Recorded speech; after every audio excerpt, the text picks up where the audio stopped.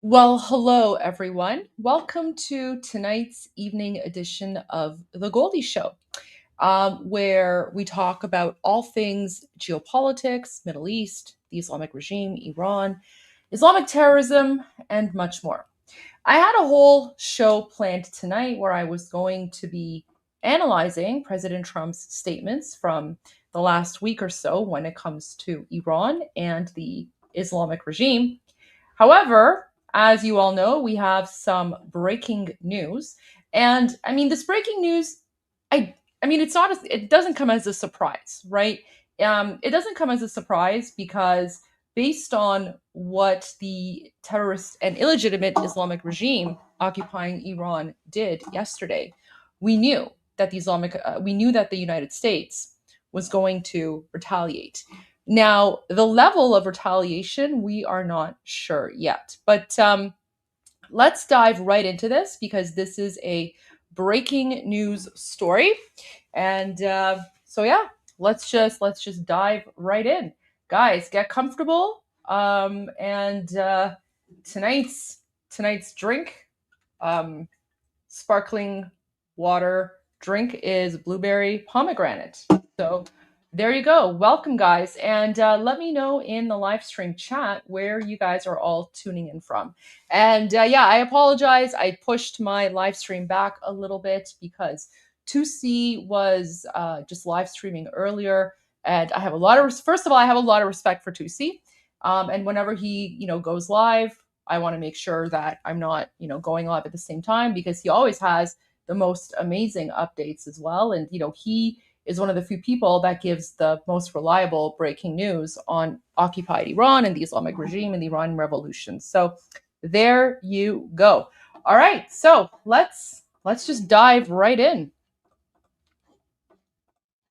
So U.S. Central Command posted a couple hours ago. U.S. Central Command CENTCOM forces began launching self-defense strikes against Iran. Now, let's be clear. What they mean by Iran is the Islamic regime. At 5 p.m. Eastern today, at the Commander-in-Chief's direction. Commander-in-Chief, so guys, that means President Trump, right? Because the Commander-in-Chief of the United States is President Trump. So President Trump ordered this retaliatory strike against the Islamic regime in response to yesterday's downing of a U.S. Army Apache helicopter. The mission is a proportional response to unjustified Iranian, they mean Islamic regime aggression. So this is where we are right now. I still want to kind of focus on the geopolitical analysis a little bit, before we get into the news. I mean, what do people think? Like when we Iranians, when we tell you that the Islamic regime is literally a 7th century Islamic like death cult, right? Do you think we're exaggerating? Do you think we're joking? Do you think we're making it up? I mean, how insane do you have to be where, President Trump, who is the commander in chief of literally the most powerful army in the world, right? The most powerful, military in the world, because army is just one branch of the military. But this is where, here, let me just pull this up really quick on this end. So, this is where people need to just understand something. Regardless of whether or not you like the United States, there is an undeniable fact that the United States has the most powerful military in the world. And so, what do people think is going to happen if someone attacks US military? Right? I mean, first of all, thank God that that a drone attack by the Islamic regime did not cause any casualties, right? I'm glad that no Americans were victims of that attack. But having said that, no rational, logical human being is going to assume that if someone attacks the United States, that the United States is just going to sit back and be like, oh yeah, okay, that's fine. Let's just move on. Let's just negotiate. Because let me tell you something. And I spoke about this a little bit earlier today in Iran Revolution Live, but I'm going to expand on it now. When I was asked, what do I think is going to happen and how the United States is going to respond to this aggression by the Islamic regime, my response was this, and I still maintain this response. The response that the United States is currently giving to the Islamic regime, it's not just for the Islamic regime, it's for the entire world, right? Because China is watching, Russia is watching, the enemies of the United States are all watching. And they're going to see how the United States responds to this aggression by the Islamic regime, the Muslim Nazi terrorists that are occupying Iran. And again, for those of you who are new to my channel, I am Iranian, right? So that's why I give you the input and insight from the Iranian perspective. And Iranian is not to be confused with the Islamic regime, because Iran is occupied by the Islamic regime, which is a foreign invading, anti-Iranian Islamic death cult, right? Prior to 1979, Iran was a normal country. In fact, Iran was an ally of the United States and Israel. It was only when the Islamic regime took over in 1979 that they turned our country into a 7th century Islamic hellhole. And then that's when they began their whole Allahu Akbar, death to America, death to Israel, jihadi garbage nonsense. But this is the thing. The entire world is watching right now. And President Trump knows this, okay? If President Trump was not going to strike back, that would send a signal to the rest of the world that the enemies of the United States, well, it would send a couple messages. First of all, the first message that it would send would be that the enemies of the United States can attack the United States and get away with it. And number two, if the United States didn't respond, the message would also be that the United States military is not as powerful as people think. So That's why I knew that President Trump was going to retaliate. I mean, I think everyone knew that. Everyone kind of knew, right? That the President Trump is going to retaliate against this attack by the Islamic regime, especially since, and here's the crazy part. Here's the crazy part for me, especially since President Trump for the last few days has been going on and on and on his Truth Social. And let me pull up his Truth Social. He has been going on and on his Truth Social posts about how, he's working on striking a deal with the Islamic regime.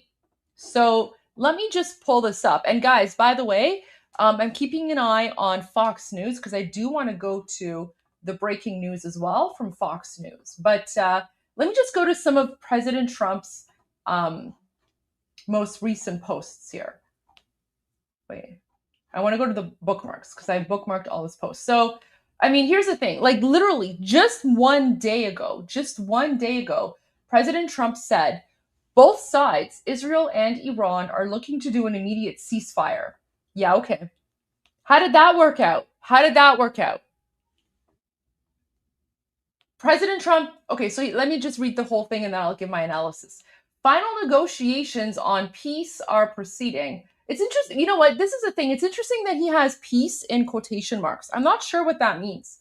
Maybe he's putting peace in quotation marks because he knows that it's not actually going to be peace. I mean, I don't know. Final negotiations on peace are proceeding. Here's the thing. Subject to ignorance or stupidity getting in its way. The blockade will remain in place and in full force and effect until a final deal is reached. Things should move quickly. Thank you for your attention to this matter, President Donald J. Trump. Well, I mean, I guess this part turned out to be true, right? The part where he says subject to ignorance or stupidity getting in its way. Because the ignorance or stupidity that literally got in the way was the terrorist and illegitimate Islamic regime attacking US military, right? And President Trump knows that the entire world is watching. So President Trump knows he has to do something. The only thing that's, currently at play is the strength of the response, right?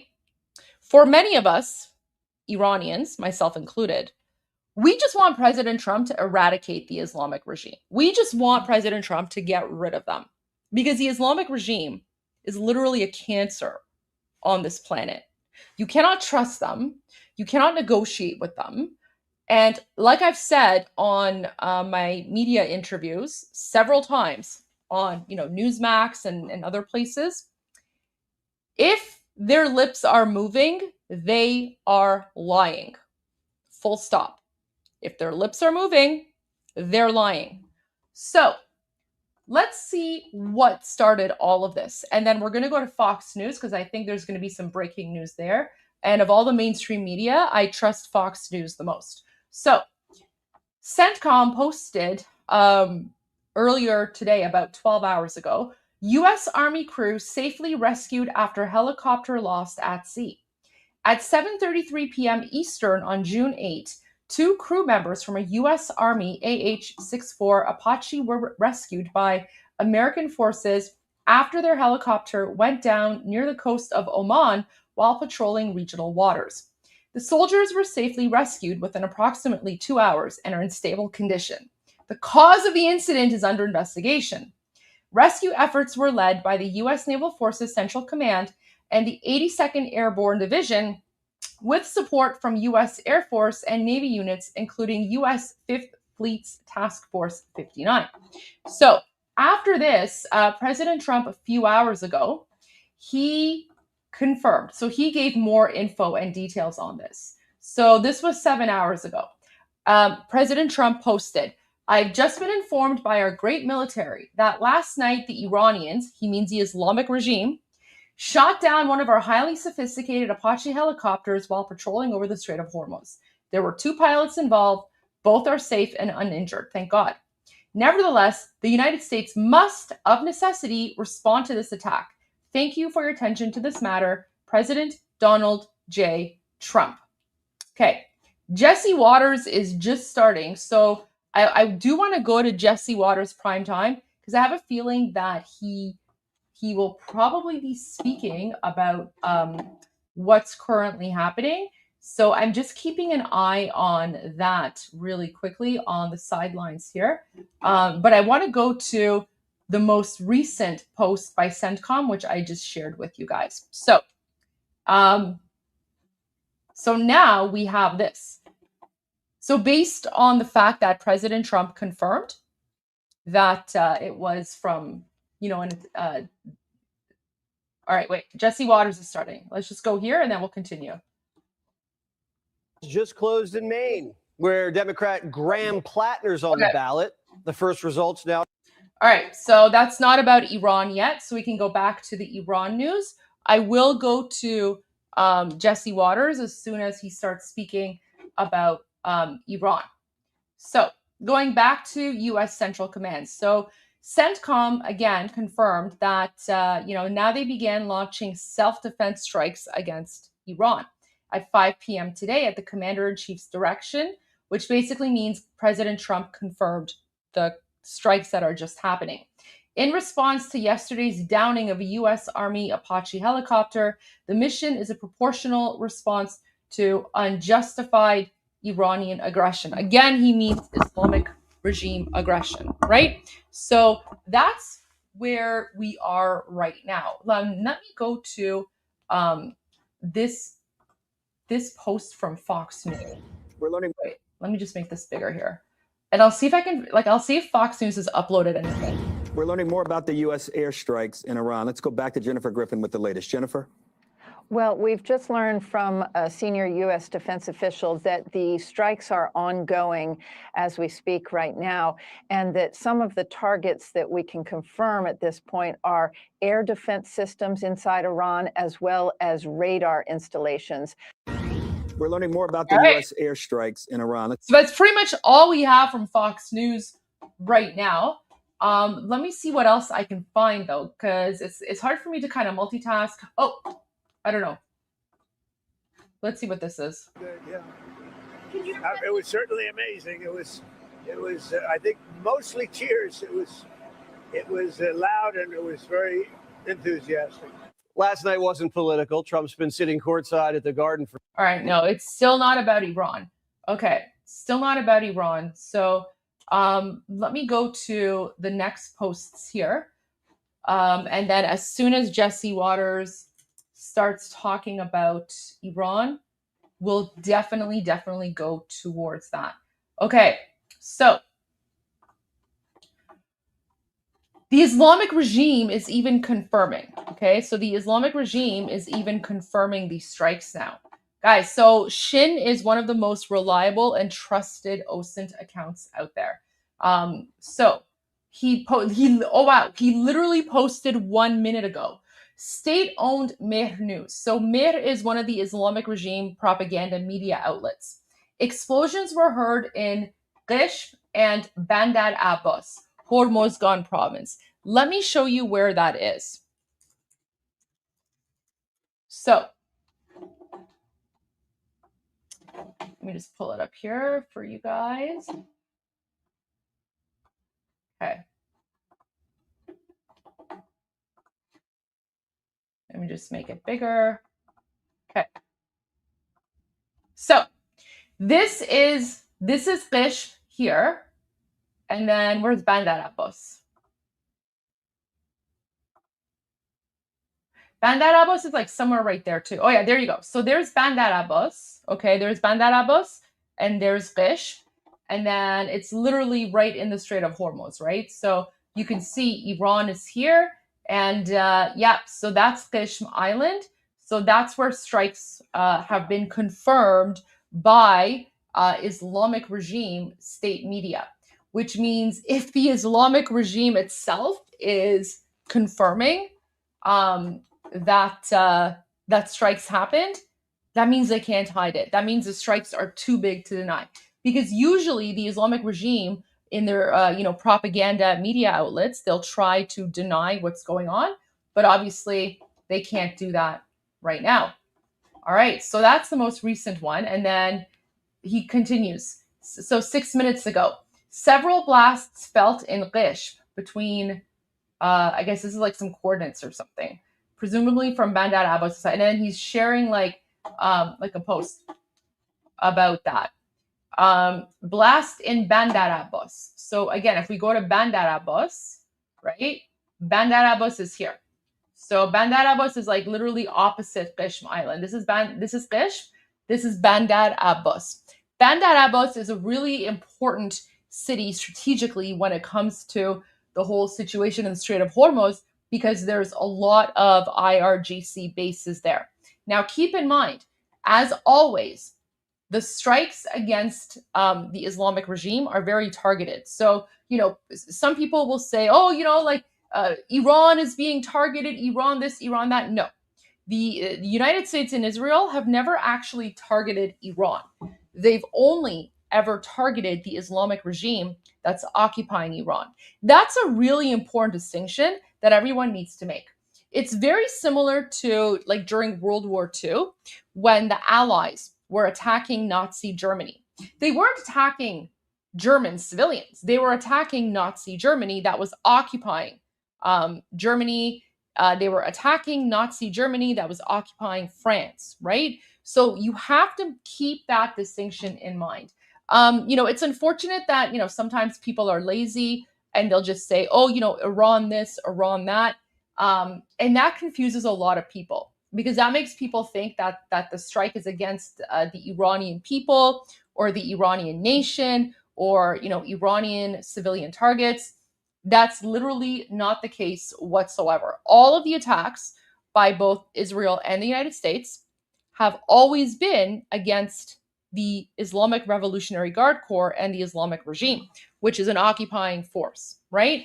And that's a very big difference compared to what the Islamic regime has been doing, because the Islamic regime has literally, since February 20, or even like before that, the Islamic regime occupying Iran is always targeting civilian targets, right? So whenever they launch strikes at, launch ballistic missiles at Israel, they're not actually attacking Israeli military facilities. They're literally attacking Israeli civilian targets, right? That's a war crime. That's a war crime. And yet no one ever calls out the Islamic regime. Or, when the Islamic regime attacked a hotel in Dubai, right? That's a war crime, because you're not supposed to attack civilian targets. But the Islamic regime doesn't care. The Islamic regime also uses something called like cluster missiles, right? Where it's like this sort of missile where once it's halfway in the air, it kind of like explodes. And then there's like all these little like pieces that come out. But that's what we're getting right now. Now there is more news, guys. And I will play 2C's update as well, because 2C does provide the best news. The only reason I'm not playing 2C just yet is because I'm keeping an eye on Fox News, because I do want to see what Fox News is saying. But as soon as we get the update from Fox News, I will replay 2C's news update, and I'll give you my analysis on what he's saying there. So blast is in Bandar Abbas, and then IRGC trucks hiding in Pune Tunnel, Lorestan province. So apparently there's leaked photos of these like military type trucks from the Islamic regime that are currently hiding in tunnels, right? So second attack, AA activity, explosion in Daye, Lebanon, jet activity. Wow. Okay. So now the Islamic regime is saying Iran, the Islamic regime, will respond to U.S. aggression. As warned hours earlier, Iran, I hate when they say the word Iran, will deliver a decisive response to the U.S. aggression, which is being carried out under the pretext of an Apache helicopter crash. Guys, I told you earlier that the Islamic regime is probably going to deny that they attacked a helicopter, or they're going to try and claim that this was like an accident or something. So apparently the Muslim Nazis have gone full denial, right? So now they're denying that there was an attack by the Islamic regime against the United States. Which side do you believe? Are you going to believe the side that literally yells, "Ah, la, la, la, la," right? While they're like, chopping people's heads off and yelling, "Allahu Akbar, God is great"? Are you going to believe the side that hangs people for the crime of waging war against Allah? Or are you going to believe the side that's literally the leader of the free world and protects democracy around the world? I know which side I'm choosing to believe, and that is the United States. And I say that as an Iranian. I say that as someone who has dealt with the Islamic regime my entire life. Because remember, if their lips are moving, they're lying. But what's actually really wild to me is that you're actually going to see that there are people out there, even Americans, right? Like there are and this is a scary part. There are Americans who are so far down the rabbit hole when it comes to their Trump derangement syndrome that they're literally willing to believe a brutal totalitarian Islamic dictatorship that yells death to America over President Trump, because that's how much they hate President Trump. And you're going to see this. You're literally going to see analysts who are now, or analysts, right, who are now going to start denying this entire attack by the Islamic regime, because they would rather believe a bunch of Muslim Nazi terrorists than the leader of the free world. Like that's the situation right now in the United States. And that's what's wild to me, because again, like as a former Canadian politician, right? I was in politics for 10 years. I was elected official politician for 7 years. I've been there, I've done that, I've seen it all, I know it all. It is crazy to me that there are people who would actually think that the president of the United States is lying.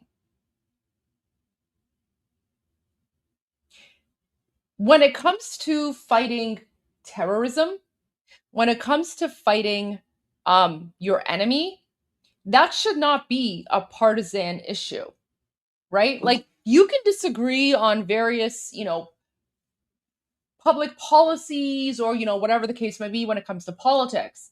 However, when your country is at war with the enemy, to me, if someone is actually defending the enemy and attacking, the commander in chief, to me, that sounds like treason, right? Like disagree on, policy or whatever all you want. But when your country is is under threat of attack, everyone should be rallying and should be on the same side. Like, could you imagine if during World War II, some politicians were actually like defending Hitler? Like, that's basically the situation right now. That's the situation with the Islamic regime. There are literally Democrats who are out there defending Hitler, defending the modern day version of Hitler. And I don't understand why.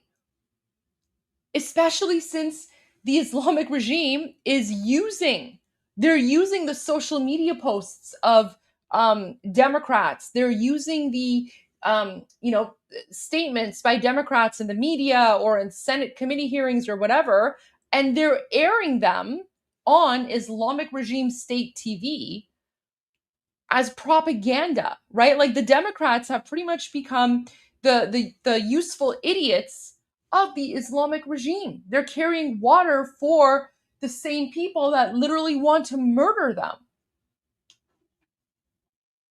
And that's wild. That's wild to me. Like I don't even understand how that can be a thing. So let me just continue with a few more posts here.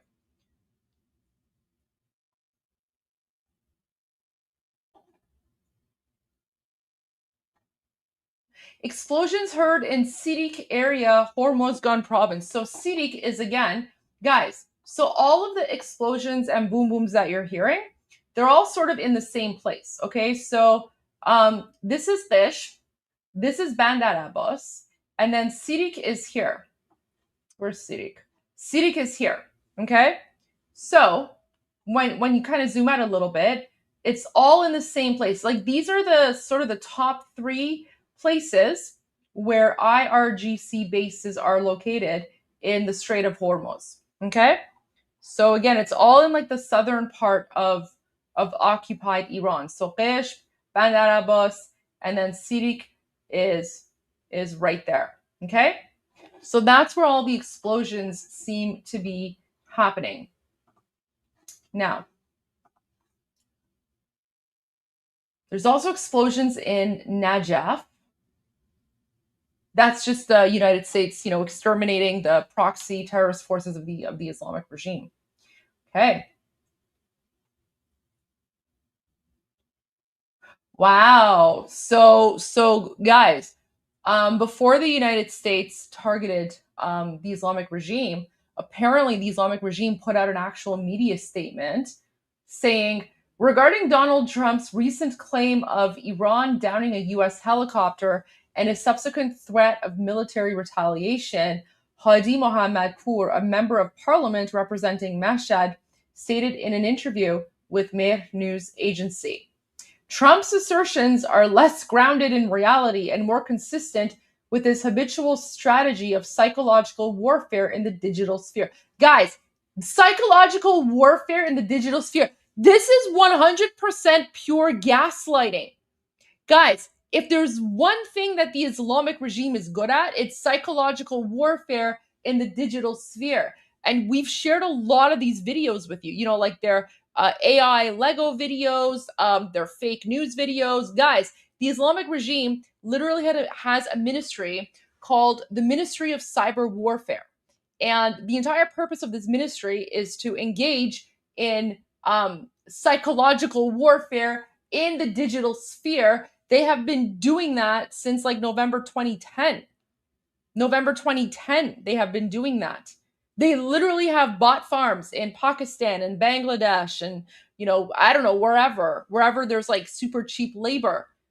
And there's like all these bot farms that are just pumping out like Islamic regime propaganda in order to, to control the algorithm, right? That's what they do. So the fact that they're now claiming that the United States is doing this, like, guys, this is like gaslighting 101. This is what they always do. Like, this accusation against President Trump is pretty much it's pretty much like admission of guilt, because this is what they have been doing, and we've spoken about this. And then they continue. This is wild. His statements, whether concerning agreements with Iran or military threats, are entirely unreliable and untrustworthy. Wow. So we should trust a brutal totalitarian Islamic dictatorship that literally chants Allahu Akbar while, hanging people, and literally chants Allahu Akbar while shooting missiles at Israel. We should trust them over President Trump. Okay. Trump's volatile character and impulsive shifting decisions indicate that his words cannot be taken seriously. Wow. They have become very, very bold. Like, this is wild to me. Should the United States intend to violate a ceasefire or commit any act of aggression, Iran will not hesitate to defend itself.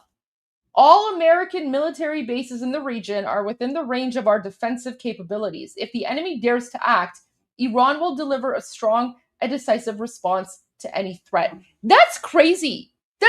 Guys, remember, Mujtaba Khamenei, the supreme dictator of the Islamic regime, is dead.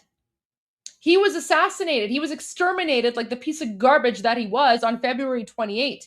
And the Islamic regime still hasn't buried him. They've been too afraid to bury the supreme dictator of the Islamic regime who ruled who ruled the country with an iron fist for 37 years. The guy was in charge for 37 years.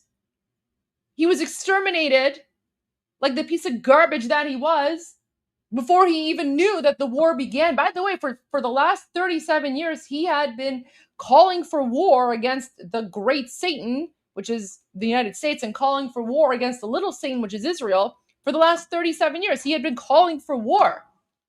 And he always said, if the United States ever attacks, we are going to destroy them. The guy was literally exterminated before he even knew the war had begun. Right? And they still haven't buried him. They haven't even buried him yet. Because they're afraid. Guys, according to their own religious ideology, they should have buried Khamenei within 3 days. His corpse is still rotting away in a fridge somewhere. And yet, even though they haven't buried him, they're putting out these wild statements like, "Oh, we're totally going to defend ourselves," or we're we have the capability to strike. Are you kidding me? Do you see how delusional these people are? Like, when I say that these people are literally like, Allahu Akbar people, I'm not exaggerating, guys. Like this is who they are. I'm gonna see if I can find some videos for you guys, because this is all breaking news, right? But let me go to something. Let me see if I can find some stuff here.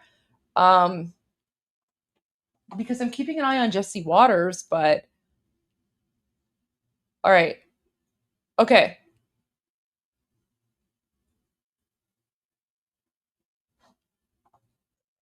All right, let me go to this. I'm going to see if I can find like some breaking news from like the Islamic regime side, because I'm literally monitoring all of this as we're going through this together. I had a whole other live stream prepared, but wait. Okay. This is live. Launched self-defense strikes after an enemy drone took down an Apache helicopter patrolling the strait. The two pilots were rescued out of the water by an unmanned sea drone operated by Task Force 59 in Bahrain. The drone's Texas-made. It's 24 feet long and can travel 1,000 miles and hit speeds of 35 knots. And it's the first sea drone rescue in combat history. Trump was on the phone with the press when he gave the order. POTUS said this is a retaliation for the helicopter hit, and it's important that our response is strong and powerful. CENTCOM called our response proportional, but sources say we're taking out Iranian air defenses, radar systems all along the strait, and we're not finished. Good. Technically, I know it doesn't seem like it, but we're still in a ceasefire. And the president continues to say, we're close to a deal. We're in the final throes of what will be a very, very good deal that will not allow in any way, shape, or form nuclear weapons, etc. And the strait will open up right away. It'll open up immediately upon signing, which could be in 2 or 3 days. Trump's made the terms clear. The uranium must be turned over and destroyed. Enrichment must stop for 2 decades, at least. All nuclear sites must be completely dismantled, and the United States is able to conduct snap inspections whenever the heck we want. The strait would open immediately. He'll never agree to that. In that. fact, the energy secretary says traffic's up. JP Morgan estimates 2 million barrels are getting out a day. The U.S. Navy's finessing tankers through. And the price of crude's almost back down into the 80s. So once the gay Ayatollah signs on the dotted line, war's over, whether Israel likes it or not. Trump had another talk with Netanyahu. No F-bombs this time. I said, do what's right, but I want you to stop as quickly as you can, because they have to stop. It's had to do with Lebanon, and it has to stop. We want to get it finished. Jim Hansen, former U.S. Army Special Forces and president of WorldStrat. Jim, all right, tonight you're seeing a lot of activity. Drone took out an Apache. We rescued the pilots, but now we're lighting up the Iranians along the coastline. Good. What do you say? That's how you get the strait open. If they're not going to do it via a deal, we have to be prepared to do it via force. You know, Israeli diplomat Abba Eban once said that the Arabs and Palestinians never miss an opportunity to miss an opportunity. We may have to add the IRGC and the Ayatollahs to that, because right in the middle of this, they're going to shoot down an Apache helicopter. That's disrespectful to President Trump. You know, you had more than J.D. Vance on here disrespectful. last night signaling to both Israel, Iran, and the world that there was a deal to be made and that Israel might not like it, which basically, as the president just said, means Lebanon's probably off the table.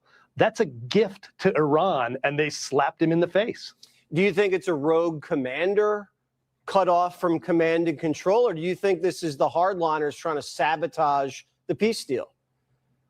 Yeah, I'd go with the second. The hardliners don't want a deal. They want to go out in a blaze of glory, or they think they can wait the president out. You know, and President Trump has got about everything he can in play to squeeze them to the last drop. You know, their regime can't hold on much longer as a functional entity. So either they make a deal now, or I think it may be time for him to say, we've had enough. These guys are not dealing in good faith. Maybe it's time that the Iranian people got to choose their own government. Maybe Yes. they deserve a national referendum. Oh my And that gosh! doesn't mean we invade and install somebody. That's what we've been It talking means he about. calls for it and makes that the new marker and lets them know that we're not going to tolerate them simply stringing this along. Yeah, they have strung it along, and I think the president's about to run out of patience. The fact that this unmanned drone, or two of them, got these two national pilots out of there referendum. in like less than 2 hours at night. I mean, what does that tell you about American technological superiority? It's super freaking cool. You know, I mean, this is discombobulator level of stuff, man. I miss the game. You know, we always, special forces, we always got cool Oh my new gosh, toys to I'm play getting with. chills. I'm I getting think chills. this is a whole new level of stuff, and I would not want to be up against us. You go, Anduril, and the rest of the cool, you know, defense contractors making this stuff. Yeah, you're not putting guys in harm's way when you send these things in there to rescue guys. What a revolution that we've experienced with this operation. All right, Jim, good to talk to you. We'll probably see you next week. Whoa! Fox News Alert, Texas teen Carmelo Anthony. Oh my gosh! Oh my gosh, guys, that is the first time that I've heard anyone talk about like national referendum. Guys, that's what His Royal Highness King Reza Pahlavi is saying. Maybe the Iranian people need it. Yes, that's exactly what we've been saying. But guys, we can't have a national referendum as long as the Islamic regime is there. We have to kick them out. We have to get rid of them. We have to destroy them. Oh my gosh, they're now talking about a national referendum. That's what we have been saying from the beginning. That's what King Reza Pahlavi has been saying from the get-go. Oh my gosh. Oh my gosh, wait, let me remove this. Sorry guys, because like that was Jesse Waters live. So I mean I couldn't pause because that was live TV. Oh my gosh, they're talking about the Iranian people having a national referendum. Yes, I agree with that. I agree with that. For the last 47 years, the Iranian people, we have been saying we don't want the Islamic regime. We have been trying to overthrow them peacefully, and every time we do so, they brutally quash us. They murder us. They literally fired anti-aircraft missiles at us back on January 8 and 9. How do you think they murdered over 40,000 people? All we've wanted is a national referendum. The reason that the Islamic regime does not agree to having a national referendum is because they know that if there's a national referendum, they're done. And by the way, I want to be very, very clear about something. The national referendum that we want is not a national referendum that happens when the Islamic regime is in power. No, we've made our demands very clear to the world. This is how we as an Iranian nation plan on moving forward. Step one is to eradicate and overthrow the Islamic regime. Send them into the ash heap of history where they belong. Okay, that's the first thing. The first thing is we have to liberate our country. Once the country is liberated, once the country is free from this disgusting jihadi cancer, the next step is for His Royal Highness King Reza Pahlavi, and let me bring him up. So after the Islamic regime is overthrown, the next step is for the leader that we as an Iranian people have chosen to, where is he? let me bring this up. So the next step is for the leader that we have chosen, which is His Royal Highness Reza Pahlavi. Some call him the Crown Prince, some call him the Shah. I refer to him as the Shah because back in 1980, he did officially succeed his father when his father, Shahanshah Aryamer, passed away, but that's irrelevant.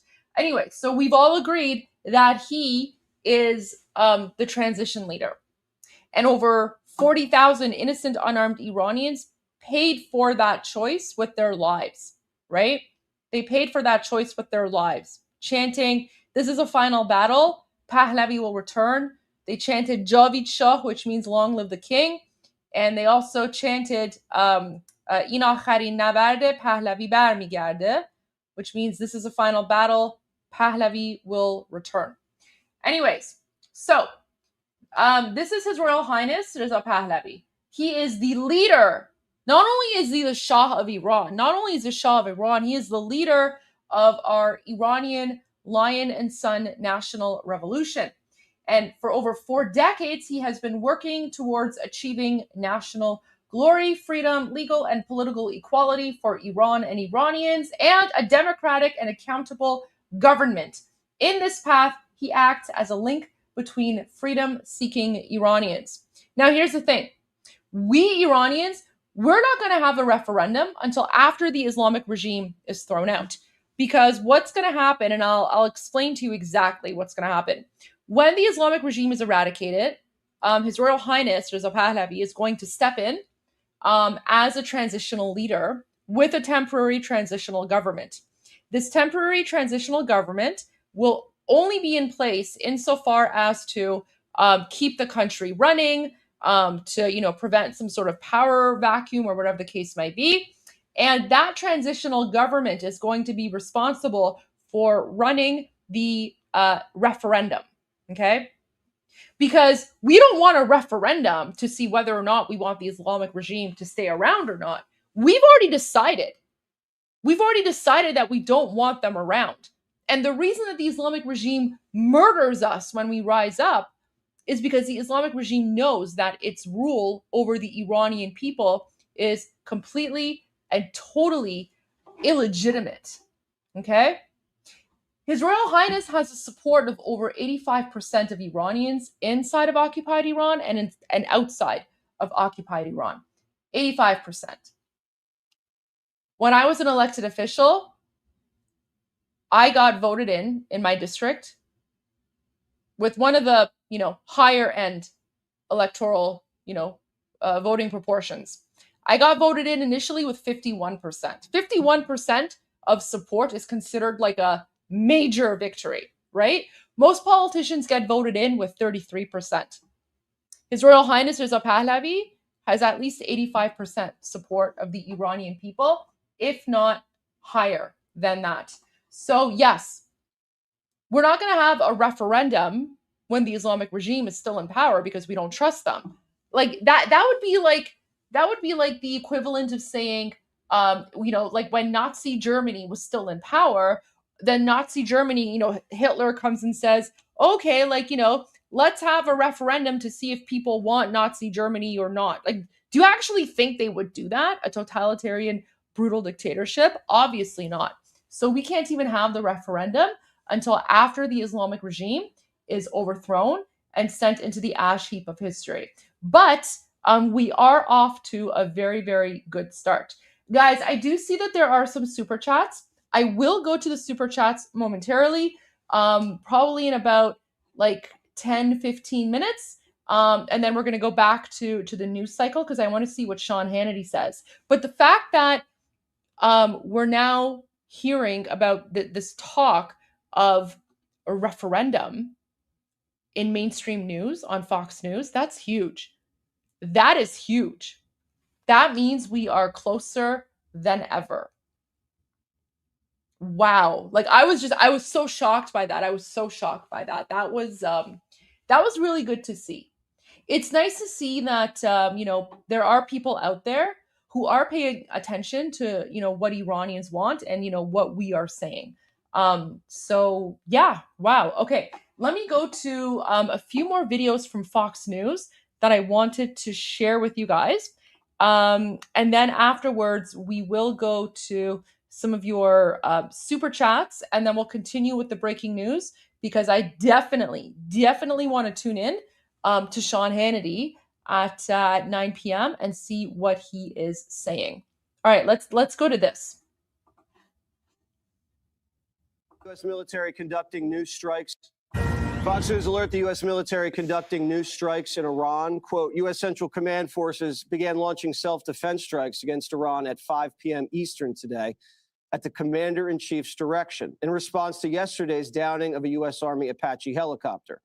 The mission is a proportional response to unjustified Iranian aggression. So, Dana Perino. Oh, we have Jennifer. Let's go to Jennifer.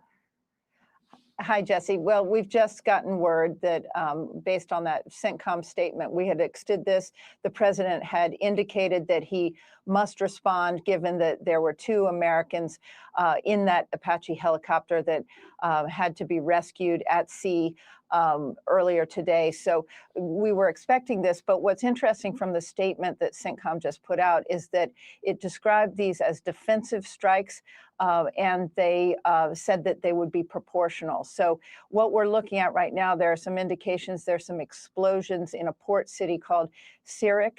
We're getting the initial reports of the I showed you guys strikes from the Iranians themselves. The Iranian foreign minister earlier today had warned that if the U.S. escalated, there would be a very, very big response. The foreign ministry had been putting out statements suggesting that maybe the Iranians had not put any drones up in the air over the Strait of Hormuz in the last 24 hours. But we know from U.S. defense officials that they saw multiple drones fired by the Iranians over the Strait of Hormuz, and that one of those drones, in fact, hit the Apache helicopter, which was flying low to the water when it was struck. But the Apache itself was hit by one of those Shahed drones.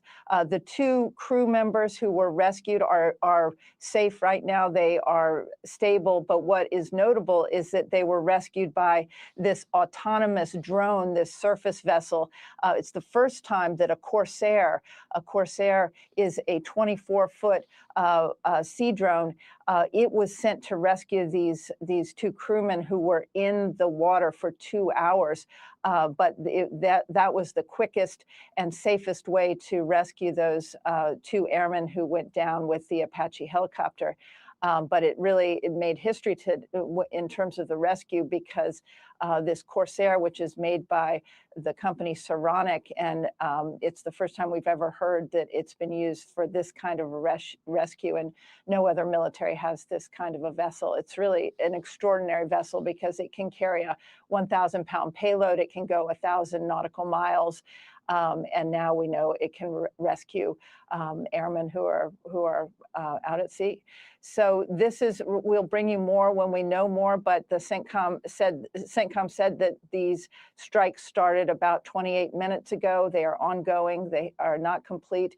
And there are indications that there are multiple KC-135 refueling planes that are flying over the Middle East right now. That would suggest that there are a large number of war planes that would require refueling over that area, Jesse. Jennifer, thank you so much. This comes on the heels of that amazing other rescue mission that we had a couple months ago when those 2 fighter jet pilots went down. And we barreled right into the heart of the beast and got them out. And just another great precision rescue. And it is interesting that it was done by an unmanned vehicle. That is significant, and what an achievement, I think, also for the United States military. I think the ceasefire has been fake all along, but we've been super tolerant. But President Trump said, if you do this, I will hit you back, and that's how strong leaders lead. It's like, okay, well, here you go. You asked for it, and I don't know if that gets anybody back to the negotiating table. Wait, Did she just say what I thought she said? Did she just say that she thinks the ceasefire is fake? Because that's a really interesting analysis. I mean, that's what I've been sort of thinking myself. Like, that's pretty much what I've been saying, but I wasn't expecting to hear that on on Fox News. Oh, wow. Precision rescue. And it is interesting that it was done by an unmanned vehicle. That is significant, and what an achievement, I think, also for the United States military. I think the ceasefire has been fake all along, but we've been I super agree. tolerant. But President Trump said, if you do this, I will hit you back, and that's how. I mean, I kind of agree that the ceasefire has been fake, but what I kind of disagree with is like the level of tolerance of the United States. Like, you guys have been too tolerant. You've been too nice. Like, please, like, listen to us Iranians. We've been dealing with these Muslim Nazis for 47 years. If you show a little bit of tolerance, they literally take that as a sign of weakness. Why do you think that they had the audacity to attack the helicopter yesterday? Because they've seen tolerance and they interpret that as weakness. The Islamic regime is not a normal, rational, logical state actor.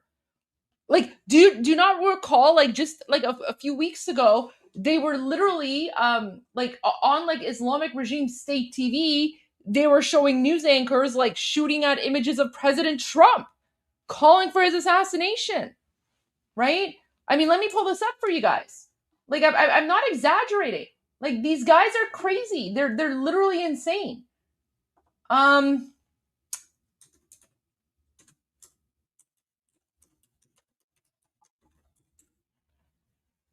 Let me just pull up something.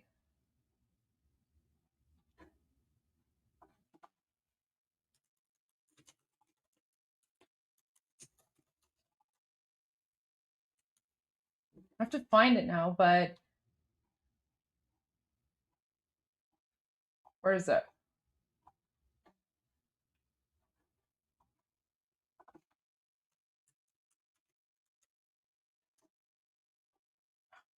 Let me find it here. Oh my gosh. What is this? Okay, I'm gonna replay. I'm gonna continue playing this video, but I'm gonna find it. I'm gonna find like it was literally on Islamic Regime state TV where they were like shooting at images of President Trump just a few weeks ago. Like, it's the craziest thing. I'm gonna find it. Strong leaders lead. It's like, okay, well, here you go. You asked for it, and I don't know if that gets anybody back to the negotiating table. I think that the ceasefire is kaput for now. The president the other day said, Greg, a ceasefire in this part of the world is when they shoot at each other kind of moderately. Yeah. Right. Yeah. It's. I think nobody was taking it seriously. I think this autonomous drone rescue is pretty much of a big deal. I mean, that's the only, I guess, upside to war is these new breakthroughs.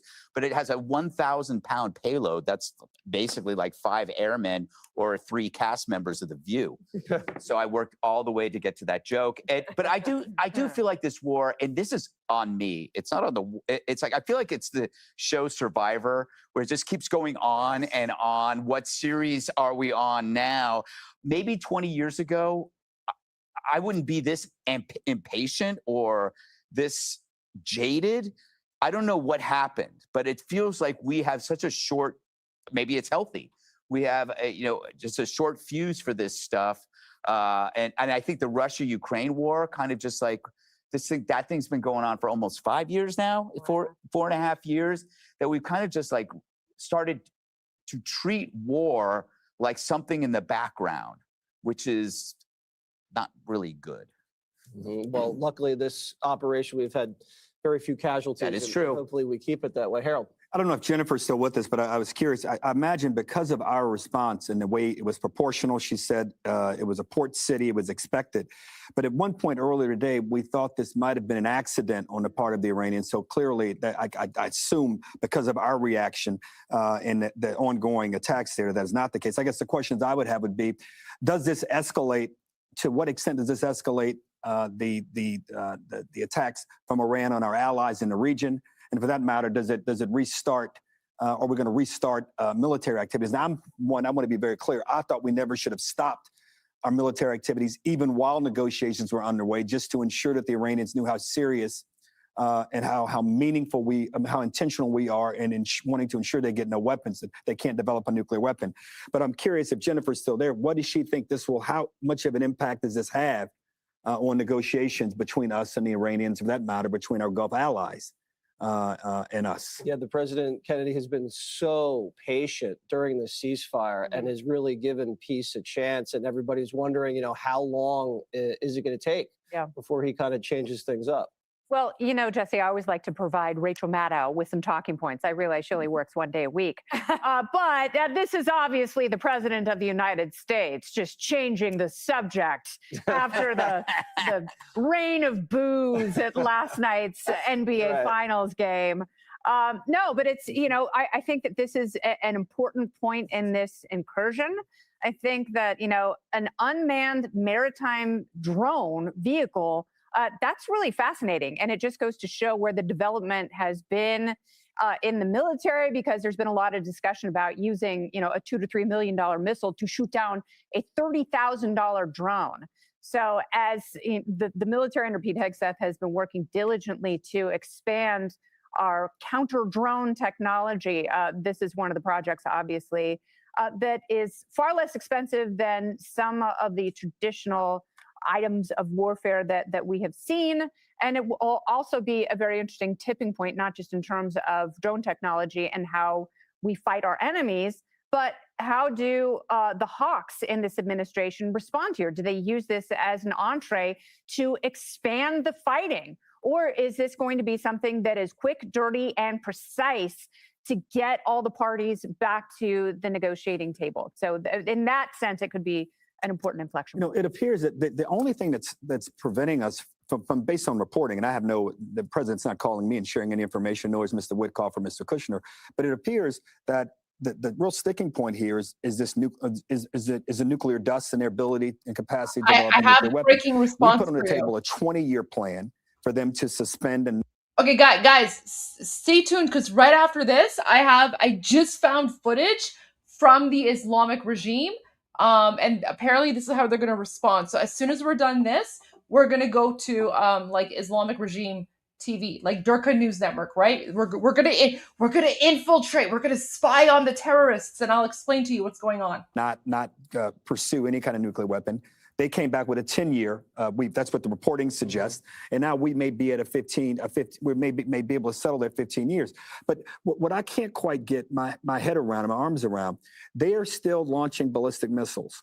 And they clearly have some military capacity, because they are the Iranians, that is. So I'm curious, as we think about all this, as the negotiations are underway, I'm sure the president and the team are thinking about this. But if they can still launch a ballistic missile and still attack an Apache helicopter, maybe they're not as weakened as we think. Which again is why I believe that the military attacks on our part should not stop as we go through these negotiations, because I think it puts even more pressure on them and gives us more leverage in those negotiations. Yeah, the president indicated that he does not want to resume major combat operations. He said if we did do that, you'd have the strait closed for another 2 to 3 to 4 months. And he doesn't want that. And he keeps saying we're very close, we're days away. And I don't know what that means. We've heard that for a very long time. Right. I mean, oil has gone down. It was closed at, I think, 89 today, but gas prices are very high. And there's a lot of people in the administration, I think, that would like to see the job finished, and others think that, we're pretty close. But what do we know?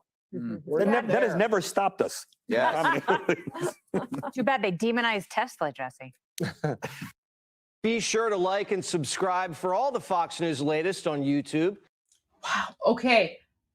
So before I share the breaking news, I just want to share this. So remember how I was saying that the Islamic regime, even their news anchors literally hold guns on TV, and they're they threaten Americans and President Trump. Look at this news anchor, this jihadi Durka news anchor. This is literally Islamic regime state TV. I have never seen a news anchor holding a gun and threatening foreign governments. But there you go. Welcome to the horrific reality that we Iranians have had to deal with for the last 47 years, right? So when I tell you that these people are literally 7th century, Muslim Nazis that you cannot reason with, these are not rational, normal, logical state actors. These are literally inbred savage terrorists, right?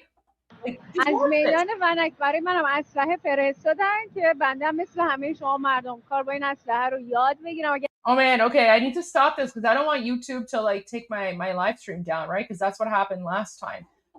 So let me remove that. Oh my gosh, guys, we're going full Durka. Okay, so we are about to go full Durka. Let me just put a subtitle here.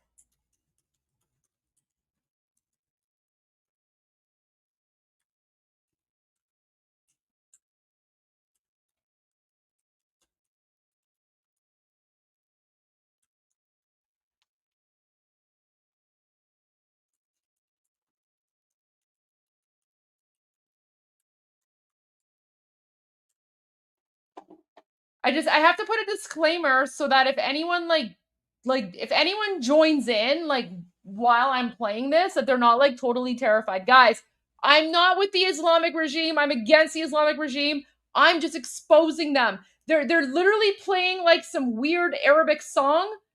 I think it's Arabic. And I don't know what they're saying because we're Iranian. Guys, I don't even know what this says.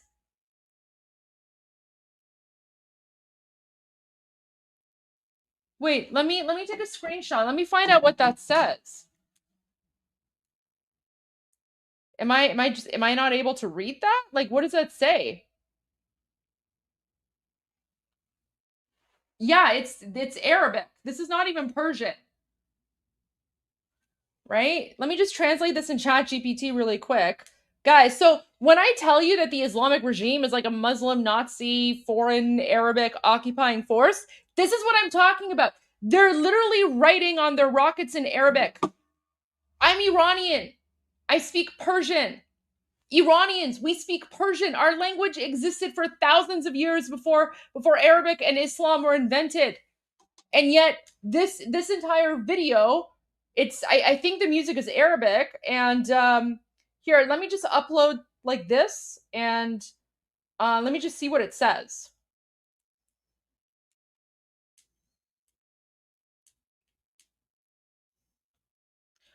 So yeah, it's Arabic.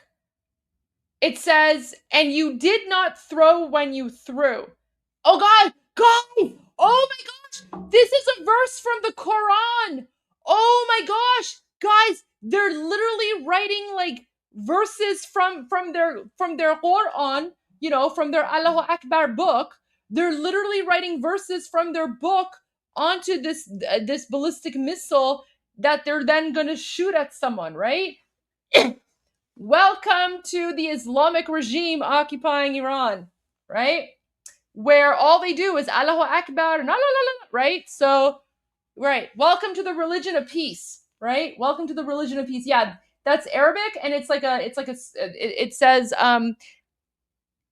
it's from the Quran, Surah Al-Anfal 8:17.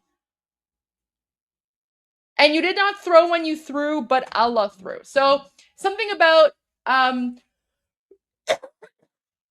it basically means, it's basically referring to like, so they're basically saying that Allah, right? Like their satanic demon god, Allah is throwing missiles at, you know, wherever. So, all right, let's watch this video because this is literally insane. Again, it's all like, even like the music is in Arabic, and I'm Iranian.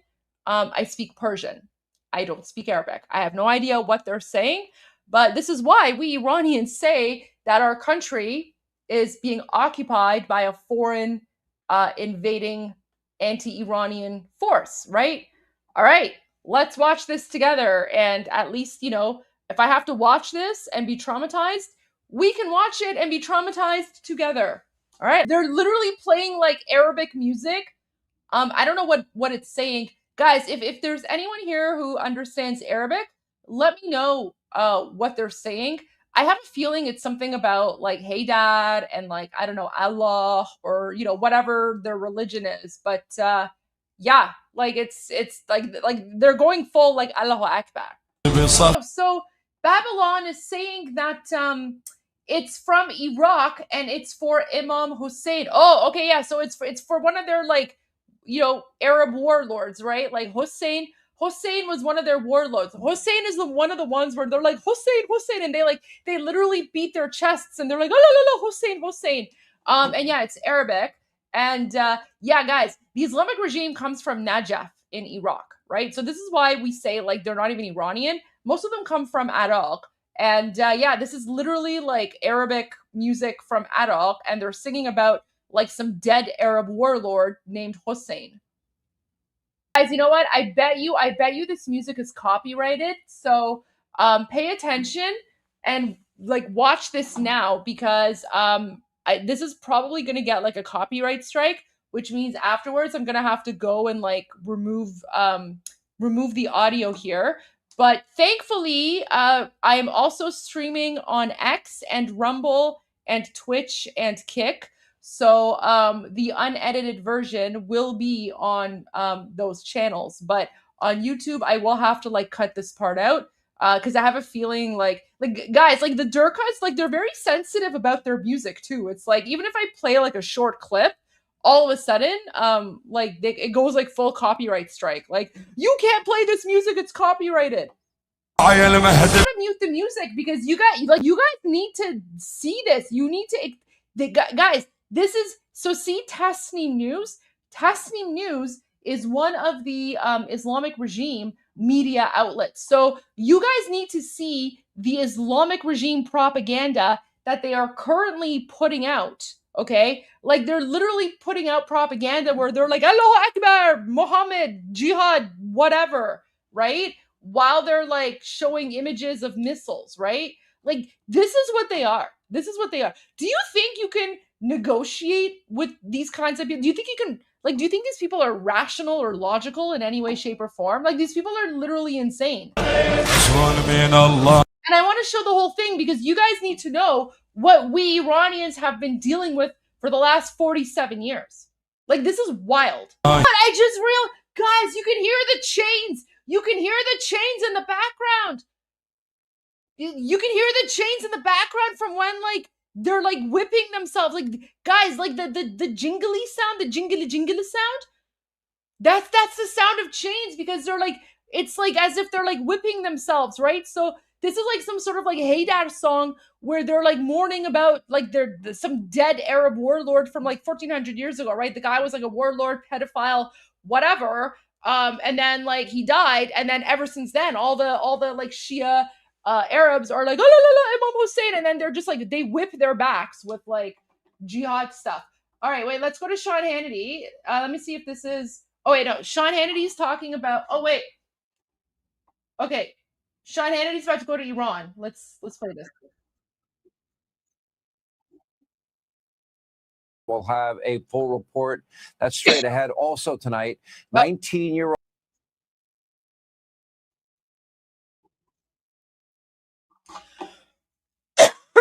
Okay. Okay, Sean Hannity's going to speak about Iran soon, but not right away. So yeah. So anyways, do you hear the chain music? Do you hear the sound of the chains? That's literally to represent like people like whipping themselves with chains and stuff while they're crying about like some dead Arab. It's literally like demon satanic stuff. I mean, guys, I don't know of any other religion in the world. I don't know of any other modern day religion in the world that literally like sings like songs about their like dead prophets, or I mean Hussein wasn't a prophet, he was like a pedophile, so like I can't think of any other religion in the world, modern day religion, that today right now has songs about like I don't know their like dead warlord while they're like making like propaganda about like bombing the United States and Israel. Can anyone share like one religion with me that does this aside from Islam? I would be very curious to know. I want to know what other religion, modern day religion, does this. I don't care what religions did 500 years ago or 1,000 years ago or 200 years ago or even 100 years ago. I literally don't care because we have advanced as a society, right? But there's only one ideology that hasn't really advanced or progressed. So I want to know if there's a single other religion in the world that literally makes videos about bombing innocent people while yelling like Allahu Akbar, whatever their religious chant is, right? Let me know. People, garbage society. They're a cancer on the earth, okay? Literally a cancer on the earth. And this is being broadcast, remember? Tasnim News. Tasnim News is Islamic Regime State TV, which means that this is being broadcast as propaganda, right? It's wild. And then President Trump thinks he can make a peace deal with these people. No, you can't. They're like a cancer. If there's one cancer cell left, they're going to grow, they're going to get bigger, they're going to get more evil. Okay, let me go to some of your comments. And I am keeping an eye on Sean Hannity. So let me just get rid of this Durka because I can't deal with Islamic Regime State TV. So we're keeping an eye on Sean Hannity, but in the meantime, I'm going to go to your super chats, and then we'll continue with the breaking news. William says, "How do I buy you a cup of coffee? YouTube is kind of pissing me off." Thank you so much for that. So all the donation links are in my video description. So if you go to the video description, you can find it there. It's also on my YouTube description. Yeah, thank you for the support. Appreciate that. Next, we have a comment from Todd. Todd says, "I am from the United States. Can I watch Tusi and you?" Oh, and I watch Tusi and you. Thank you. I have learned so much from you two. It disgusts me what the IRGC is doing to Iranian people. Thank you. I really appreciate that. Todd, for the longest time, the Islamic regime controlled the media narrative, right? Especially before the advent of internet and social media. And so as soon as the Islamic regime took over, one of the first things that they did is they convinced the entire world, especially Americans and Israelis, that Iranians are the enemy. Why? Because they wanted you guys to think that we hate you so that you guys wouldn't bother to look into the facts and see that not only do we not hate Americans, not only do we not hate Israelis, but we're actually being held hostage by the modern day version of Nazi Germany, right? Because the Islamic regime is basically like the modern day version of of the Nazis. They're Muslim Nazis. So they got away with that for a very long time. And for the longest time, Americans thought that Iranians hated them. And it's only with, the advent of social media and internet that we Iranians were actually able to communicate and share the truth, much to the chagrin of the Islamic regime occupying Iran, because their entire strategy revolved around controlling the media, controlling the narrative. And I remember growing up, even 10 years ago, I remember people that represented the Islamic regime would go on the news and they would, put out this propaganda, and the rest of us would be screaming oh my gosh, why is this happening? Right? Because we didn't have a voice. The Islamic regime has billions of dollars at its disposal, but we don't. So they were so good at controlling the narrative, and they were so good at convincing the world that we Iranians hated you. Meanwhile, literally nothing is farther from the truth, because prior to 1979, Iran was one of the closest and most important allies of the United States. And unfortunately, it was Jimmy Carter and the Democrats who stabbed the Shah of Iran in the back and decided to support, a 7th century Muslim pedophile. And of course, we saw what happened as soon as they took over. Not only did they start murdering Iran, but they took Americans hostage for 444 days. But I just want to say I'm really grateful to you, Todd, and to everyone else, especially Americans. You've kept an open mind. You've come here. You're willing to learn, and I'm really glad about that. I really appreciate that. You're willing to learn and you're interested enough, to care. And now you're realizing that you've been lied to, and everything you think you know about Iran, you've pretty much been lied to, because the Islamic regime has controlled the media and the narrative.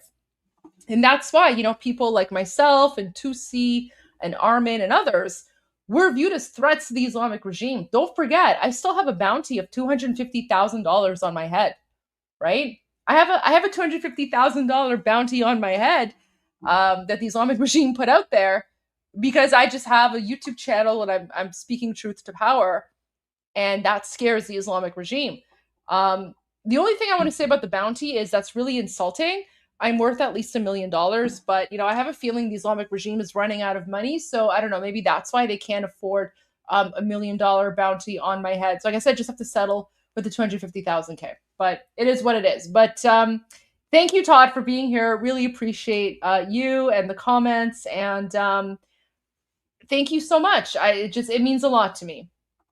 This wasn't a super chat, but I just want to share this. So Chris Pearson said, I just saw Goldie on National News Desk. Yeah, so I had an interview on National News Desk a couple days ago. I haven't aired it yet. I haven't played it yet, but it's sort of like on my list of like to-do things to upload. But yes, I was on National News Desk a couple days ago. And I was on Newsmax as well 2 days ago as well. So yeah, constantly doing media interviews, and I'm looking forward to it very much. I do a lot more media interviews than I speak about. I should probably do a better job of like posting them, so I will be working on that for sure. Okay, next comment, push-ups. Disagree. Freedom of speech means freedom of speech. I mean, I don't know what I was saying that you refer to, but I mean, freedom of speech is okay, but if freedom of speech, gets into like durka and like, talking about terrorism, that's not freedom of speech. That's basically inciting terrorism. So there are limits to freedom of speech. And let me tell you something, the concept of freedom of speech, when it was created, I guarantee you that the people who were creating the concept of freedom of speech were not thinking about Islamic jihad. Because Islamic jihad takes advantage of the freedoms given to you in Western liberal societies to advance their jihad, infiltrate, and take over. Guys, there is no freedom of speech in Muslim countries. There is no freedom. Show me a single Muslim country that has freedom of speech. It doesn't exist. It doesn't exist. There's a reason for that, okay? There's a reason why you can't go to Saudi Arabia, stand at a corner, and give out free Bibles. Right? Think about that. The reason that your societies, Western societies are so great is because you have all these freedoms, but you have to protect your freedoms because freedom isn't free. I know like it's like a, stereotypical trope or whatever, but it's true. Okay. The freedoms that you have were not created with the, the possibility of like Islamic jihad. You have to keep in mind, there are bad actors out there. There are bad people out there that are taking advantage of your freedoms to push their jihad, to push their own agenda. And when they get enough numbers, the first thing they'll do is they will immediately limit and take away your freedoms from you. That's exactly what happened to Iran in 1979 when the Muslim Nazis took over. So yes, freedom of speech is great, but, there's a limit. There's a limit. When freedom of speech gets into the promotion of terrorism and Islamic jihad, that's when you need to nip it in the bud. Nip it in the bud, because that's not freedom of speech. That's cancer. And you have to eradicate the cancer cells before it gets to, stage 4 cancer and you can't cure it anymore. My 2 cents on that. But thank you, Push-Ups. I appreciate your comment. Demonic says, keep up the hard work, showing faith in the U.S. Thank you. Much love. Thank you so much. Appreciate that. Thank you for being here. And I hope you're enjoying the live stream tonight. Shannon Moore, was I wrong? Is it finally happening? We don't know. All we know is that there have been several rounds of attacks, and there will be more attacks soon. I'm keeping an eye on Sean Hannity. Sean Hannity is live right now. So as soon as Sean Hannity goes to Iran, we will tune in because, you know, I'm getting the breaking news just like you right now. I'm literally getting the breaking news just like you.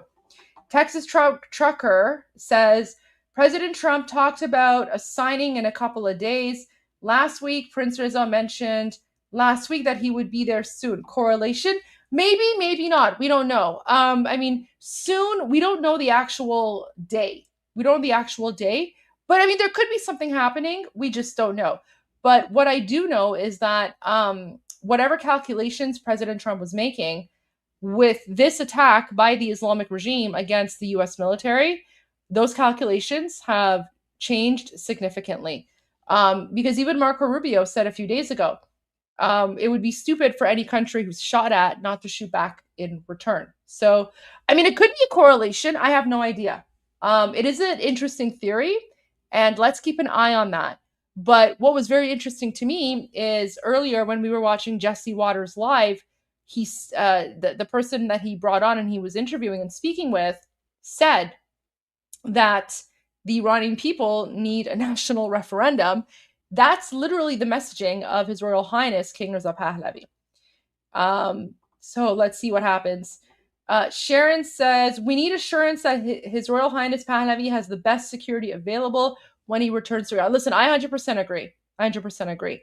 I don't know what his security plans are. Like, I'm not involved with his internal team. I don't have any of the details or nothing like that. So, you know, I can speak freely because I can only hypothesize.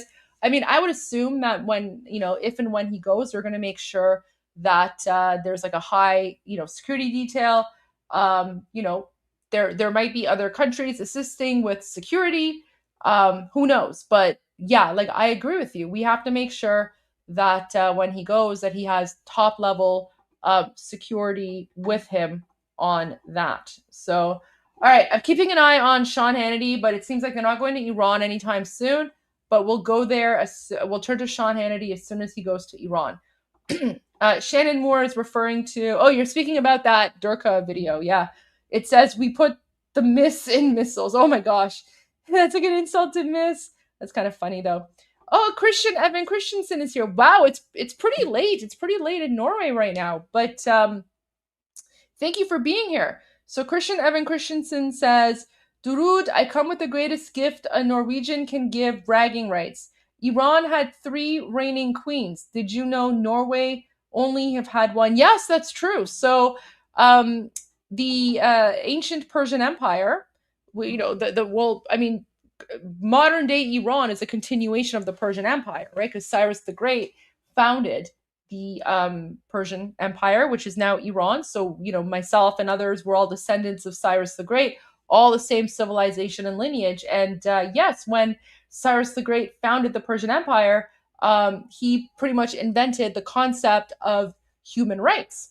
And that meant equality between men and women. And yes, back in ancient times, during the ancient Persian Empire, we had heads of state and monarchs who were women. Absolutely. And there was no difference between men and women. In fact, women, 2,500 years ago had the same rights as men. They could own land. They operated businesses. They could hire men. They were, landowners.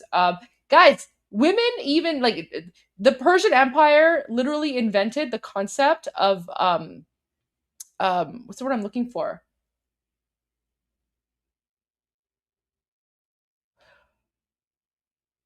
When you're pregnant and then you go on, maternity leave, that's what it is. So the Persian Empire created the concept of maternity leave. So during the Persian Empire, if an Iranian woman got pregnant, or not even Iranian woman, like any woman who was a citizen of the Persian Empire, if she got pregnant, she could go on paid maternity leave, and the state, aka the Persian Empire, would pay her not just the amount equivalent to her salary, but they would pay her an amount more than her salary, because they were like, she's contributing to society by, giving birth. So during the Persian Empire, when women went on maternity leave, they would get paid even more than what they were, making when they were working. But thank you, Christian. That's very, very kind comment. Thank you for that. Okay, next comment is from Saber Coaching. It's about Karbala and how they're victims. Oh, okay. So yeah, that's what I figured. So Saber Coaching is referring to like the Muhammad, like the jihadi song that the Islamic regime was showing as propaganda. Yeah, I guess Karbala. It's like the Battle of Karbala or whatever, and then how, yeah, I guess they were victims, right? Well, thank you. I appreciate that. I knew it was like some sort of like religious song about, the dead Arab warlord or whatever. Okay, so Pain is a Lie says, after that video, you should play the recruitment video from 2024 after Hegseth took over as war secretary. I mean, sure, yeah, I'll look it up, but I don't know what that recruitment video is. But guys, like, I mean, if you're trying to compare any sort of like recruitment video from the United States to like a theocratic dictatorship that literally yells Allahu Akbar while they're, hanging Iranians, that's not the same. So, I mean, it's not comparable whatsoever. Ultimately, the United States is a Christian nation. It's founded on the concepts of Christianity. And there's nothing wrong with, being a proud Christian. There's absolutely nothing wrong with that. But I don't see Christians going around making videos about how they're going to, I don't know, like murder Jewish people and go Christ is king, right? So, I mean, sure, I'll take a look at the recruitment video. But if you're trying to compare the Islamic regime to the United States, you're going to have a bad time. And you're probably in the wrong channel. Because, like, as an Iranian, I actually find it incredibly insulting when anyone tries to compare the Islamic regime to the United States. Because one is a brutal theocratic dictatorship who, literally rapes women before they execute them because they want to make sure that they're not virgins. Because according to their religion, virgin women go to heaven. So they want to rape them to make sure they're not virgins before they hang them so that their souls go to hell. That is not something you can compare with the United States in any way, shape, or form. But I mean, sure, I'll go find and look at the video. But if you're trying to make like a comment where it's like, comparing it to the Islamic regime, like that's ridiculous. Uncle DS says, Goldie, you are an American. No, I'm Canadian. I am Canadian. But I guess you could say I identify more with the foreign policies of the United States. So I'm not American, but I identify as an American. There you go. Does that work? Too funny. Scruff Dizzle, how about Daram? Oh, thank you, Scruff. Appreciate that. Very, very kind of you. And guys, I am keeping an eye on Sean Hannity and Fox News. I think he's going to go to Iran next, but I'll keep you guys posted. Saber Coaching.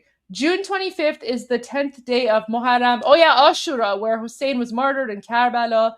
The song is about that and how the IRGC are victims. Oh my gosh, that's wild. Yeah.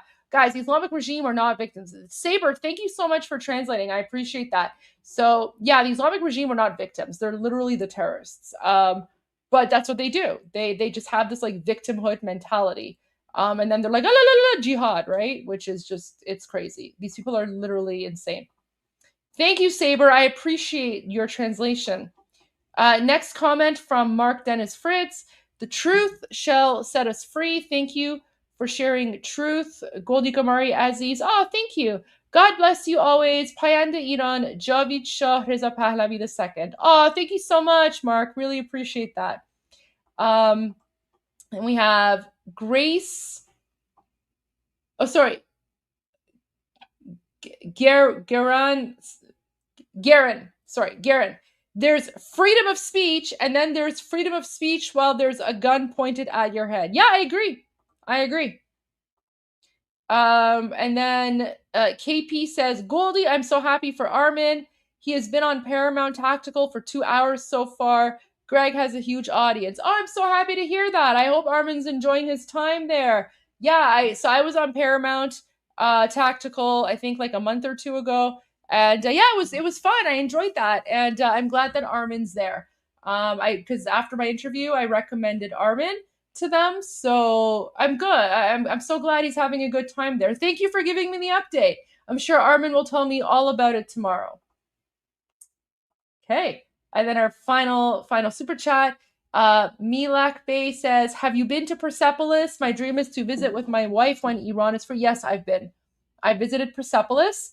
It is a life-altering experience, especially for us Iranians. There's something about Persepolis that just like calls to our blood and like just calls to our bones, right? So yeah, I've been to Persepolis, and but that was many years ago.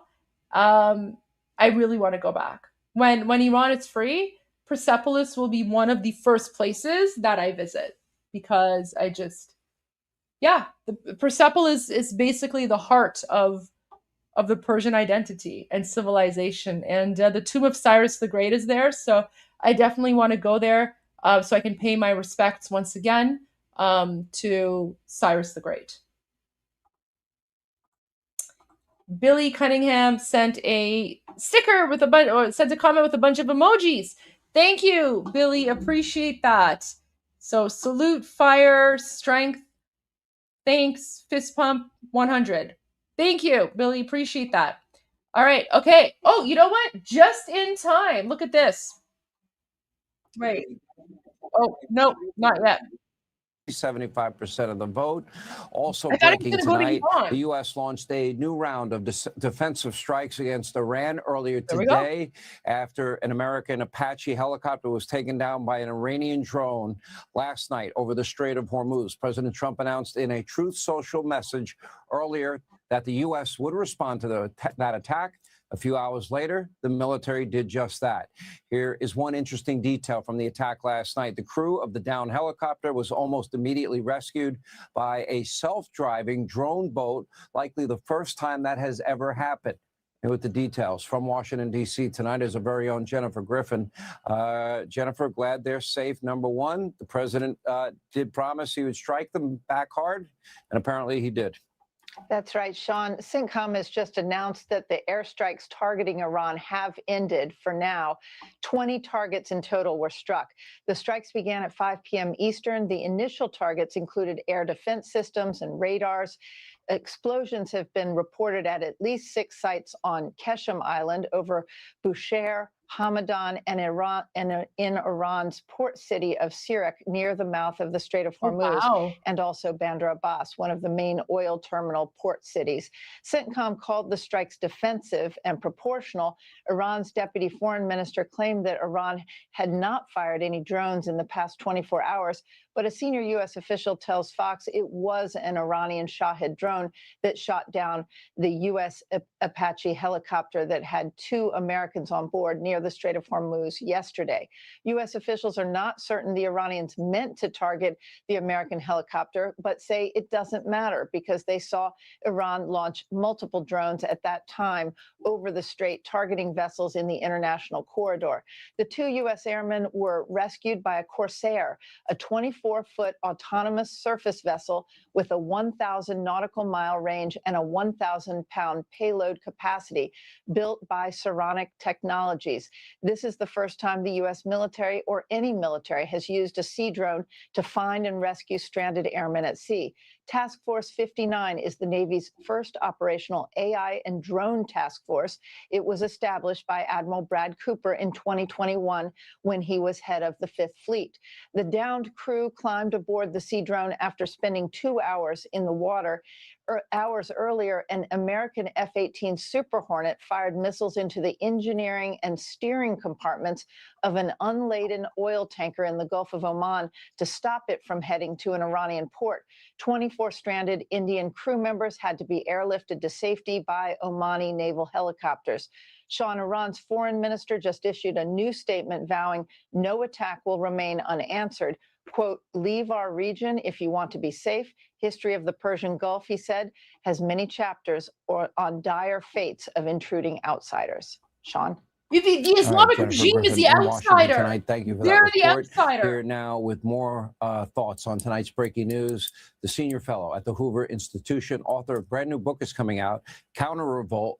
I like him. Counter Revolution: The Fall and Rise of Donald Trump and the MAGA Movement. It comes out this fall. You can get it on Amazon.com. Great Victor Davis Hanson. You know, I was talking earlier. I'd love your thoughts on this election night and Graham Plattner and James Tallarico and Bernie Sanders and El Sayed and Elizabeth Warren and Mamdani and AOC and the squad. They run this party. This is a different midterm than I can ever recall in my life, Victor. Yeah, well, but I don't think the primaries mean very much, Sean, because they're dominated by the hardcore base that's the most motivated. The real question is, how viable are these people going to be in about 5 months? And that's a long time in politics. In the case of Plattner, he said that he's told just recently 3 lies. He said there are no more disclosures. He never used physical force against a woman or threatened them physically. And he said that he had no idea what the Totenkopf tattoo meant. All those were quickly revealed to be lies, and we're not even into July, August, or September. So I think. Okay, so he's not speaking about Iran. So let me go to some breaking news about Iran and the current strikes, and then if Sean Hannity gets back to Iran or asks him about it, I will let you guys know. So CENTCOM just posted this about 30 minutes ago. So they say U.S. completes strikes in response to Iran's attack on Apache. Tampa, Florida. U.S. Central Command, CENTCOM, forces completed self-defense strikes against Iran. June 9 at the Commander-in-Chief's direction in response to yesterday's downing of a U.S. Army Apache helicopter. CENTCOM forces struck Iranian air defense, ground control stations, and surveillance radar sites near the Strait of Hormuz with precision munitions from U.S. Air Force and Navy fighter jets. The operation was a proportional response to recent attacks on U.S. forces and international commercial ships transiting regional waters. U.S. forces remain vigilant and postured to defend against unjustified Iranian aggression. Wow. Okay, so I have a feeling that this is not over yet. Guys, because I'm following one of my favorite OSINT accounts. Oh my gosh!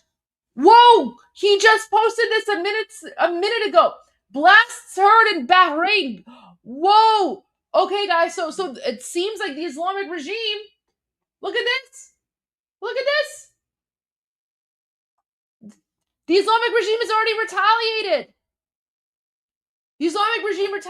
Now they're attacking Bahrain, of all places. Yeah, guys, the only country, the only entity that would be attacking Bahrain is the Islamic regime occupying Iran, right? He literally just posted this like a minute ago. This is brand new. Oh my gosh. Wow. Okay, so blasts heard in Bahrain. And yeah, so the Ministry of Interior of Bahrain just posted, the alarm siren has been activated. We urge citizens and residents to remain calm, head to the nearest safe location, and follow updates through official channels. Oh my gosh, guys, this is the Islamic regime. So in response, it's currently 4:32 a.m. Wednesday, June 10 in Bahrain. The Ministry of Interior, so this is an official government account of Bahrain, right? It's got the great check mark. They literally just posted like 5 minutes ago that the alarm sounds in Bahrain have been activated. Wow. Okay, so it seems like the Islamic regime. Oh, okay. So that's what this was. So, guys, 22 minutes ago, the OSINT account Shin posted this video. Apparently, 3 ballistic missiles were launched from Khomeini in occupied Iran. So here you go. Like this is the footage. This is the footage of the ballistic missiles being launched from occupied Iran by the Islamic regime.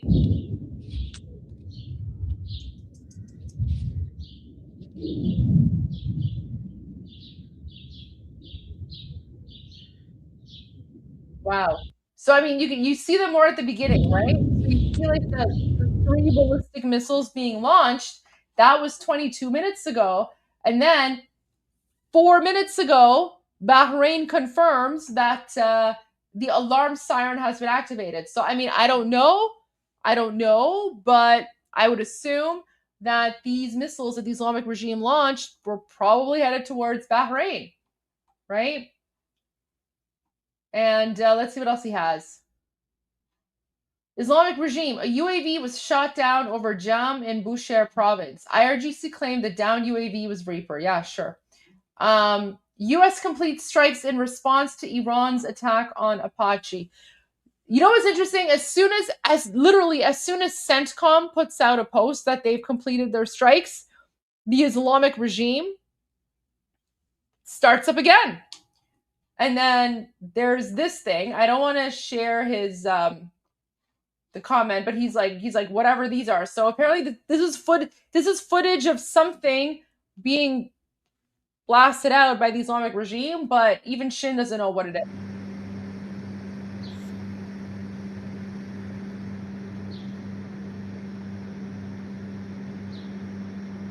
What are we looking at? I have no idea what we're looking at. Maybe it's some sort of sound or something. But something was heard. Something was heard in the suburbs of Isfahan. Oh, okay, there you go. So, oh my gosh, the Islamic regime confronted. Guys, I told you, it's the Islamic regime attacking Bahrain. So, the Islamic regime literally put out an official statement. In response to the enemy's malicious act, the enemy being the United States, IRGC naval forces launched a drone attack on the 5th Fleet of Bahrain at 2:30 a.m. Engagements are ongoing, and the valiant guardians of the Iranian nation. No, you're not guardians of the Iranian nation. You're guardians of Muhammad and Jihad and Allah Akbar. You're guardians of the Islamic regime. You murder the Iranian people. Guys, this is the kind of gaslighting they do, right? Guardians of the Iranian nation. No, you literally murder Iranians. The Islamic regime massacred over 40,000 innocent unarmed Iranians on 2 days alone on January 8 and 9, right? But this is how they gaslight to the rest of the world. Guardians of the Iranian nation, zart my ass. Oh, I shouldn't say that, sorry. I got carried away, my apologies. Sorry, I get so frustrated. Like, there's nothing Iranian about the Islamic regime. There's absolutely nothing Iranian about them. If it was up to them, they would erase our Iranian identity and language if they could.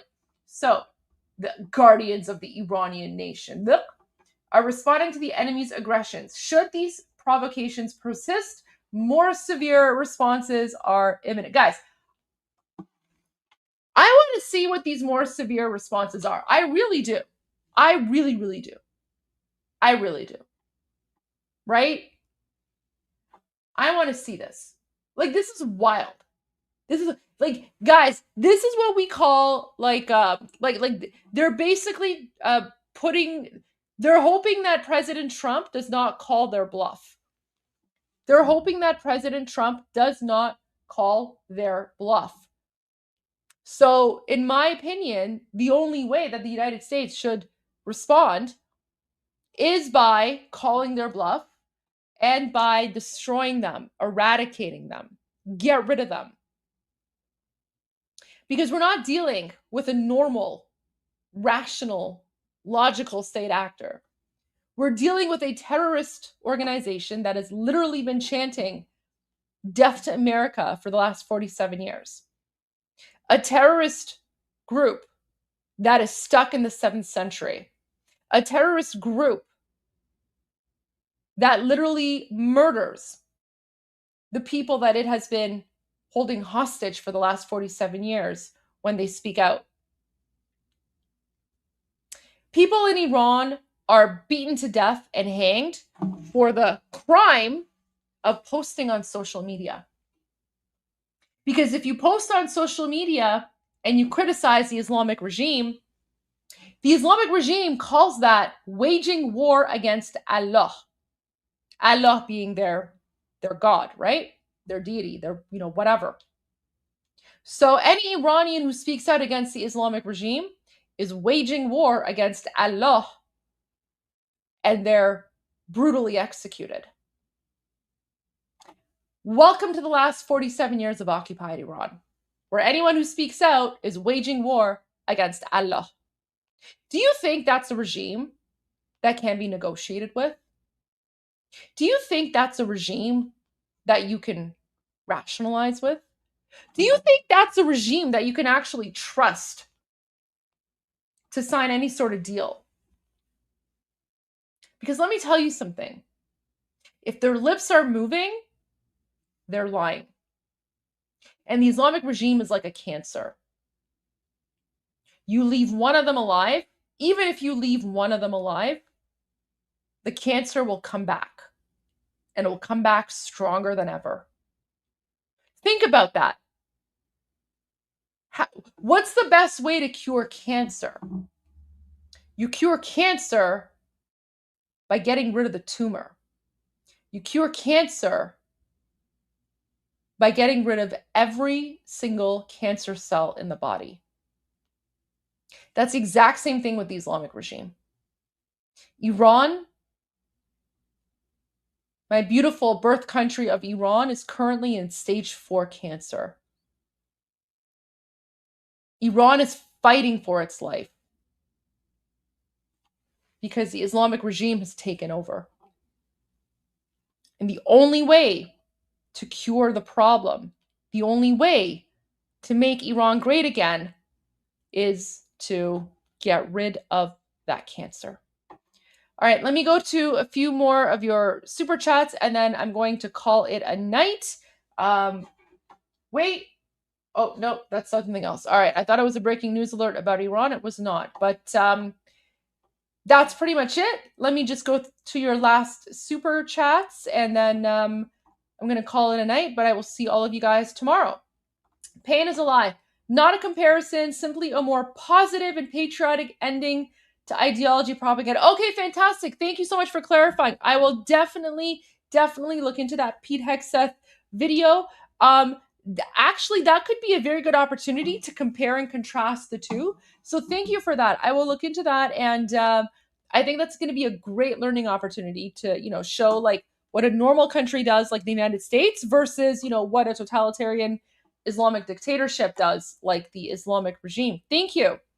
PC Love says, Javid Shah. Thank you so much, PC. And of course, I'm Israel Chai, and God bless America as well. Wiley Coyote, just supporting you on your channel. You are doing so great, Goldie. Thank you. Appreciate that. Thank you for being here. And then our final super chat for the evening, Tom for Life. It's been busy this week already, and I couldn't keep up. Did we hear any confirmations on, I think you mean Vahidi, the IRGC acting commander? Thanks, Goldie. Nope, nothing yet. We have not heard any sort of confirmed news. Guys, if we hear any confirmations of Kotlets or Boom Booms 100%, I will let you know. As of right now, lots of rumors swirling about, but no confirmation, but I will keep you guys posted. Okay, guys, thank you everyone for tuning in to tonight's evening edition of The Goldie Show, where we talk all things geopolitics, Islamic terrorism, Middle East, and of course, Iran and the Iranian people's fight to overthrow the terrorist Islamic regime. And I'm really glad that all of you guys are here because, as we talk more about this and as we analyze the situation more and more, everyone starts to realize that the Iranian people's fight for freedom and democracy against the Muslim Nazi invasion, it's not just about Iran. It's not just about the Middle East. It's about the entire world. Because the Islamic regime is not a normal government. The Islamic regime is a brutal totalitarian dictatorship that is not only occupying Iran, but it's occupying Iraq, it's occupying Lebanon, It's occupying Yemen. It's occupying Gaza. It was occupying Syria, but not anymore. And the Islamic regime is now occupying your countries. Because the Islamic regime does not believe in the concept of borders. The Islamic regime is not limited to the nation state. The Islamic regime believes in exporting its revolution. The 1979 Islamic coup d'etat, that's not when their revolution ended. The day that they occupied Iran, that's actually the day that their revolution began. And that's why in their media, on their Islamic regime state TV, they talk about the current revolution, because the revolution was not about Iran. In fact, when they were able to occupy Iran, with the help of Jimmy Carter and the Democrats, unfortunately, back in 1979, when that happened, that's when Iran became their ATM.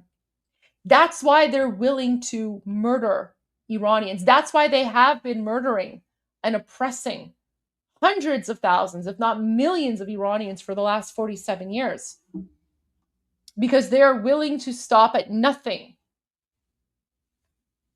to have access to the unlimited resources that Iran gives them. And those resources, instead of going to the Iranian people, have been going to fund their Islamic terrorism. Not just in Iran, not just in the Middle East, but around the world. And this is why I'm really glad that all of you are here, because we're all in this together.